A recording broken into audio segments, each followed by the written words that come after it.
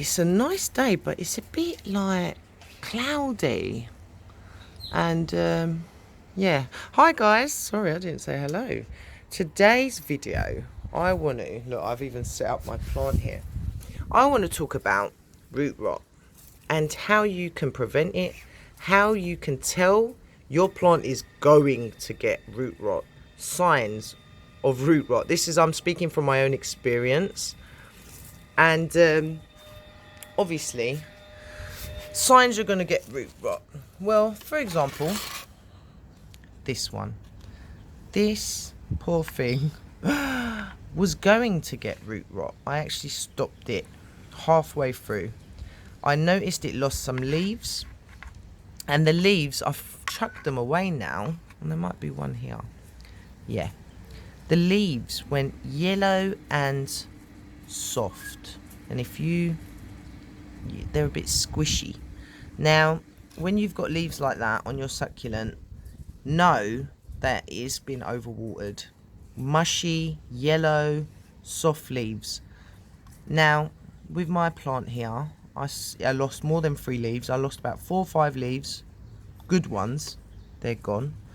And straight away, to prevent from getting more root rot, or from, it was overwatered, obviously.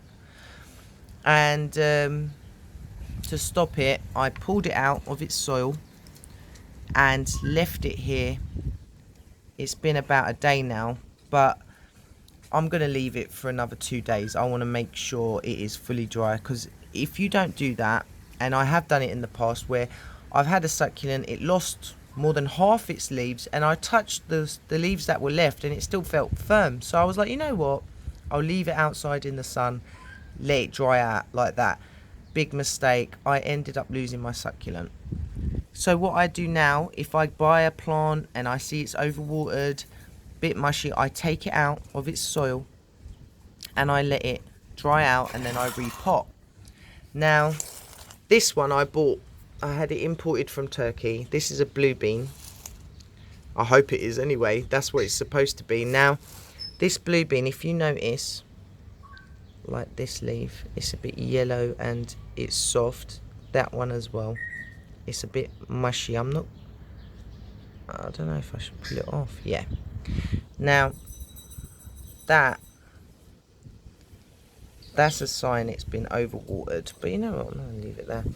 Now these are the leaves that fell off, because this one had loads of leaves on it, and suddenly after I got it, about 2-3 days later, it dropped all its leaves on this stem.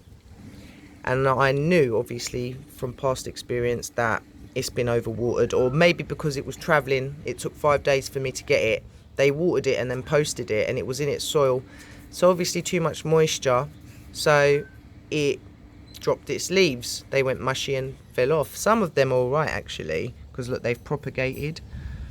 Like, I've got some little babies in there. There you go. Nice little pups.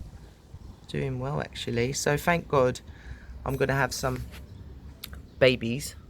So I guess that's the pro of it. I mean, you can get a plant and lose the leaves on it, and then they'll propagate, and then you can continue to have that plant. But I wanted to save it, so I took it out of its soil, done the same thing as this guy, and dried it out and then repotted it. And thank God it's all right now. It stopped. As soon as I done that, it stopped dropping leaves. And yeah, guys, that's what you should do. If you see a plant dropping leaves, then know that if you leave that any longer, it will get root rot and die. Plus, you want to remove the soft mushy leaves. You don't want to leave that on your plant, so you have to clean it up. Don't leave any leaves that are mushy. And yeah, guys, so that is how I learnt the hard way. I didn't look this up. I just learnt from my own experience. Like I said, I tried to leave the plant alone and put it in the sun to dry out, and didn't water it, and I lost it. So thanks for watching, and I will be posting again soon. Bye.